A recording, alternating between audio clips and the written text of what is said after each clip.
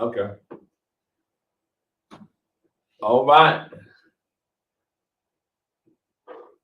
Good afternoon, everyone. Send them in. Send them in. Once again, we're live, a hybrid meeting. My name is Craig. I'm one of your recovery coaches with Live Experience. All right. My name's Mike, one of your recovery coaches. We're going to tune in today. And let me get all this stuff set up. And we'll get back with you in a second.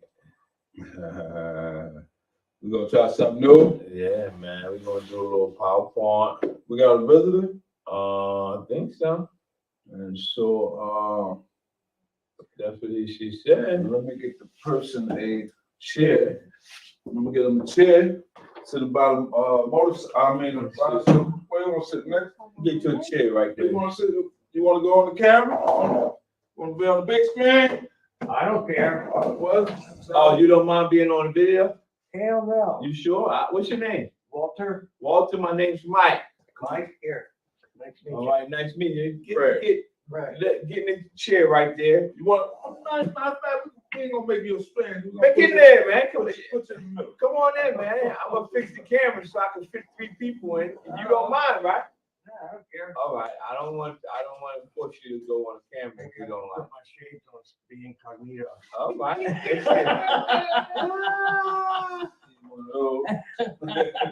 Let's see. We probably look good. We look good up here together. Yes, There we go. family. Look like family. All right. So let me we got a guest here today. So this is anybody who want to come in and join the meeting with us. Y'all know we always welcome everybody to come in. And today we're going to be talking about multiple pathways of recovery. Multiple. Yeah. We're going to be talking about, pathways of recovery because a lot of times people sometimes we run into individuals that get locked on a particular way and they say, well, if this person didn't take my route, when in all honesty, everybody has a different path.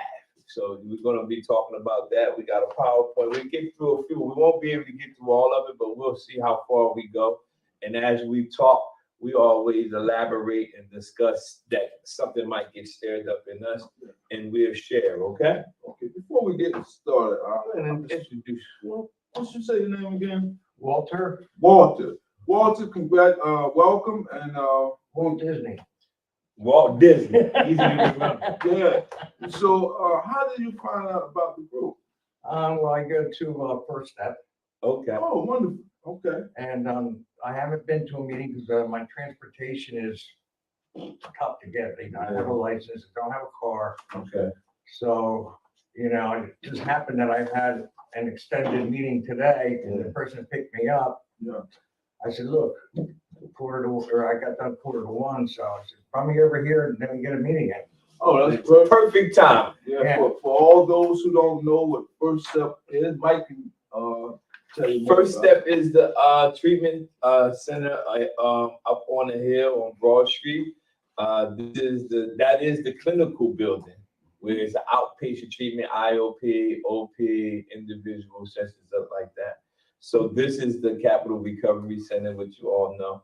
And we have meetings, which you can come and attend all the time. So we welcome Look, we got the Walter. flyer right there. We welcome I'm Walter. ready, I'm He's ready. ready. He's ready. So this is we're going to use this today. So today again, we're going to talk about multiple. Let me add it to the live real quick so you can see it. Multiple pathways of recovery. Okay, we're going to talk about and I think this is a very good topic. Again, I always put emphasis on a lot of individuals sometimes put people in the box. You didn't go my route, so your recovery is not more secure than mine. When that's not actually the case. Mhm. Everybody has a different pathway. So we're going to go through this slide and we're going to see what we got.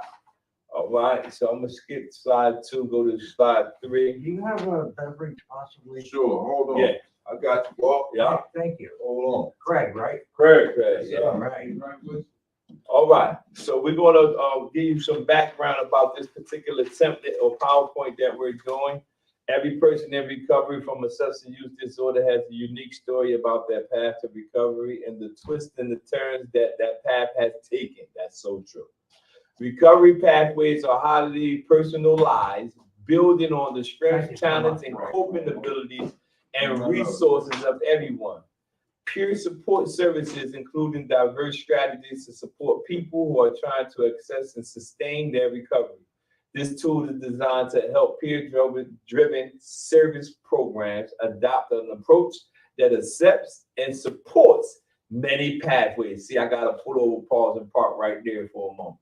Because a lot of times we don't accept other people's pathways. They say you didn't go, I went the spiritual route. I went the NA route. Okay, I'm okay with whatever route you get, as long as we get to the As long as same. you're sober. You get Absolutely. Come on, Absolutely. see, you see that? Long as you heard Walt Disney, long as you get to the destination, we all arrive at the same destination. So here it says that accepts and supports many pathways to recovery in order to reach more people with recovery supports, enhances services, and reduce the stigma. Somebody want to read that one? All right, I'll read that one. And that one says, why is this important for peer recovery and certified counselors? Let's talk about it. A number of key leaders have worked toward creating a definition for addiction recovery and focus on 3 essential elements. And they are the resolution of drug-related problems, most often measured in terms of sobriety, abstinence, or diagnostic remission. Those are key and essential elements. All right. Well, I like that part. Improvement in overall health and positive community reintegration and or engagement. The reintegration part is very important, is because when you going back to a community that I always say that I helped destroy, right? Now I'm going to be reintegrated back in that community. So I want to bring a positive aspect to that community after my rehabilitation or while I'm in my rehabilitation process. So positive community reintegration and or engagement is very important, because if we are honest, the things we did, most of the crimes I committed in my life was in my neighborhood, right? But I did all those things to provide for the substance that I was having an issue with. So now I'm in my community and I'm helping in the same field or the same area where I used to destroy the community, and now I want to be a positive person in that community. Beautiful thing. Yeah. By taking on these resolutions. And so it says, the Substance Abuse and Mental Health Service Administration defines addiction recovery as abstinence from the use of alcohol, illicit drugs, and non-prescribed medication, which means that people who are prescribed medication-assisted therapy, for example, methadone and or medication to treat mental illness, can also be in recovery. These definitions all support a broad understanding of recovery and the diversity of means to achieve and sustain it. So that's brought to you by SAMHSA. Yeah, that's exactly what that is. So that's evidence-based information. That's some good stuff right there. And so let's go to the next one here. See what we got. So now we're going to start with steps of integrating many pathways. So you got to have this particular strategy. So there's different steps that we can take to integrate these pathways into peer programming, which we are peer recovery coaches. You want to read? Yeah. Okay. Steps for integrating many pathways. Number 1, talk. Begin with a peer-led dialogue about the definition of recovery, facilitating questions, activities. What does recovery mean for you? What do you need to help sustain recovery every day? Educate. Provide basic training and education about the process and stages of recovery and medication-assisted treatments. Facilitating questions, activities, ask peers in medication-assisted recovery to lead group or facilitate staff training. Visit other recovery organizations with different cultural, social, or religious orientations from your own. So it's good. Let me pull over, pause the part right here. We go to different facilities and we do presentations about Capital Recovery Center, right?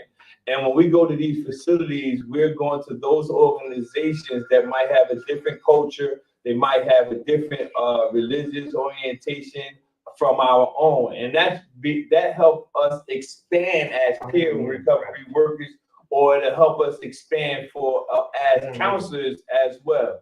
So you want to try to visit different organizations and educate yourself on certain.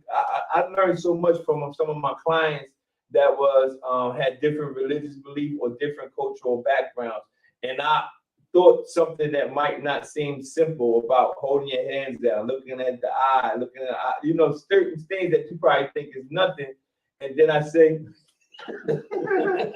Body language. Yeah. So you learn culture. You want to educate yourself. Okay, Mr. Walt, what's that? Okay, assesses. Hold peer-led discussions to assess how well the organization's peer services support many pathways to recovery. Facilitating questions, activities, review your mission statement for language that supports or undermines many paths. I gotta stop you. Sure. You see where it says review your mission statement for language that supports or undermines many pathways, because a lot of times you can go to sometimes certain meetings don't support MAT. They be like, nah, no, if it's abstinence or nothing, so you got to understand, are you going to undermine certain people's pathways? And then you got to pay attention to the language. Again, I always say that many pathways of recovery is important, because you can actually not knowingly force somebody back out to what they used to do because you don't embrace the way that they chose. Not to interrupt you, but MAT, explain that to me, please. Medical assisted treatment, Okay. Vivitrol, methadone, Okay. Suboxone. Okay. Right. Yeah. So some people need that to get started. Sure. You know what I mean? And I always use myself because I only have been me, no one else. But when I started my 13 years of recovery, I couldn't stop the cravings that I had. So I got on Suboxone. And then after I did Suboxone for a few months, the doctor weaned me off of my Suboxone. And then I was like, okay, I feel more comfortable. So after I did that, I got off of it and I no longer used it since that day. But when I initially started, I was on it. So when I see somebody else that's have that same type of pathways, I don't judge them because I'm like, I did it. Like, I did it too. Yeah, so And the first couple of times I took Suboxone, it was great. yeah. So what's the next one? The last one here. Wait a minute. Does your staff represent I'm sorry. different paths to recovery? Does your marketing, branding, and physical space leave room for different views of recovery? I think so. Yeah. Create facilitating questions. How can you improve staffing and outreach to reflect many paths to recovery? What kind of education or training do you need? This is good because you notice the language in this PowerPoint is going to the staff too. It's letting you know, because realistically, all staff and all people in recovery that work in recovery have not embraced multiple pathways. Because especially if they was in the older generation and they grew up this one way, now they got all these ways. It's like, oh my God. Be more flexible. Yeah, you have to. You mean you're talking about the old AA meetings with the old timers where they didn't even want to hear about drugs? No, yeah, there was one way. Yeah. That was it. Alcohol. Well, at that time, alcohol wasn't even considered as a drug. True. But now it's defined as a drug due to the DMS. Where we at? DSM-5. Yeah. All right, next. Now let's look at some different pathways here. Peer recovery support services, non-clinical peer-led services such as recovery coaching and peer-led support groups. What we're doing right now. This is literally what we're doing. Peer-based recovery support known as mutual help organization or self-help groups are free peer-led, non-professional organizations that develop to help individuals with substance use disorder and other addictive related problems. that's why they call it peer recovery workers. It's people who have experienced some of the things that people who come in this building have experienced. You know what I mean? And everybody's pathway is different, but they're peer-based recovery support groups. That's why one of the things we want to do is try to help the recoveries that come here, the people that come here. You know, they might have a vision or something about a group. You know, I always wanted to run this type of group. You know, what's the name of it? You got it lined up, lessons and everything. That's what we want to try to do. Mutual help organization, focus on the social supportive communication and exchange of addiction and recovery experience and skills. Individuals participate in activities that engage, educate, and support patients' recovery from substance use disorder, from other facing similar challenges. Mutual help organizations include AA, NA, Smart Recovery, all recovery groups, and online forums. So these are all different groups that you can participate in, and these are peer recovery support services. They call them non-clinical services. All right. All right, Mr. Damon. 3 types of mutual help organizations. We're still with 12-step. 12-step organizations like Alcoholics Anonymous, AA, and Narcotics Anonymous, NA, are the largest and most widely acceptable mutual help organizations and communities around the world. Wow. Amen. They are big.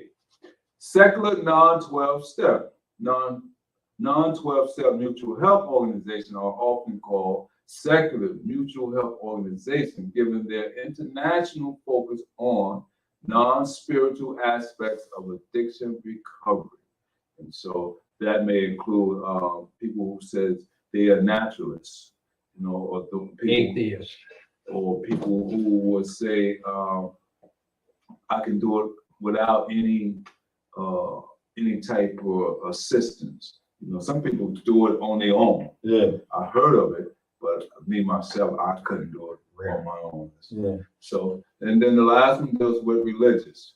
On the opposite end of the mutual help spectrum from secular groups are faith-based support and religiously affiliated mutual help and other recovery support organizations. Among the largest and most well-known is Celebrate Recovery, a Christian-based recovery support organization. And I first heard about that when I went to a G. Carter training, which is a governmental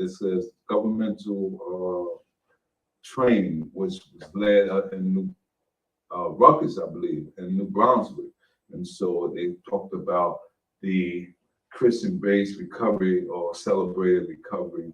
And I thought that was very interesting, you know, because for me, myself, my higher power is my Lord and Savior, Jesus Christ. And so that's what I used, but I didn't know it was an organization that celebrated in that form. Can I say something? Sure. When I first started going to meetings, Mhm. it was Christian based. Well, I went to a halfway house or rehab. It was Christian based, and the halfway house, which was based on Christians, Christian beliefs. And you know, when you go in there and talk about God, and you not only might save somebody from drinking, but you might save their soul. Yeah. Good stuff. You know, I mean, that's important stuff. You get your soul saved. That's important. That's And that is very important. That's a good analogy, a good point to point out, Mr. Walton. But then when you think about all of these, let me add it back up here one more time. When you think about these 3 mutual help organizations, each one is effective in their own zone, in their own lane. You know what I mean? Because when you get that, like you said, like I have a very unique situation. I started the process with the Suboxones, which is the MAT, right? And then I got real heavy in NA, right? I started going, so I did that. And then I moved over to my spiritual development and God, you know, I built up that. So I use that's why I'm so passionate about multiple pathways. Because I'm like, yo, I had to use all 3 to get to where I am. And then I used everything else, you know, I built my spiritual foundation and I rested on that. When I felt secure and my soul was right and everything, I said, okay, I believe that I can follow this path and continue on. And it's been 13 years. So Let me see that thing, man. What? Supposed to snap when, Oh. when you feel the urge, you gotta snap. Feel the urge, y'all. All right, let's see who we at, man. We got one more here. Let's see what this says. Snap back to reality. It says in compromise to the horizontal governance structure in a 12-step mutual help group where meetings are other local organizations are overseen by volunteer individuals who are themselves in recovery, smart, and celebrate recovery with their more virtual governance structures, have oversight and greater standardization and implementations of the meetings. Arguably, this means better quality control of these more standardized groups. On the other hand, the greater oversight and centralized management may constrain their ability to grow. It is not yet clear also whether this greater degree of quality control and oversight results in better engagement and recovery outcomes. So it's saying that each group, you can't predict the success of each individual because they go to this group, they're gonna be more successful. They go to this group, they're gonna be more.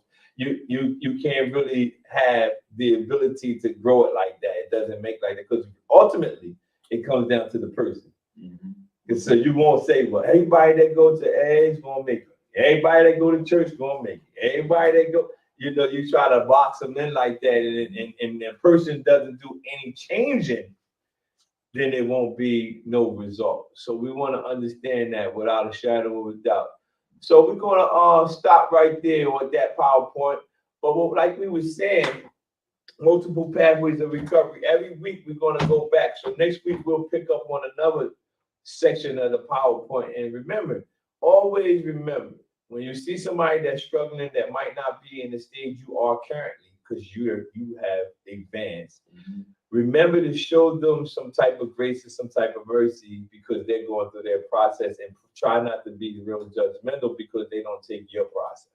Mm-hmm. I'm gonna say something. Yes. I used to chair a meeting, an NA meeting, and when the first meeting that I chaired, I kind of like studied the religious aspect and was going to, talk about God and how Jesus and all that. But NA kind of frowned upon that situation, mm-hmm.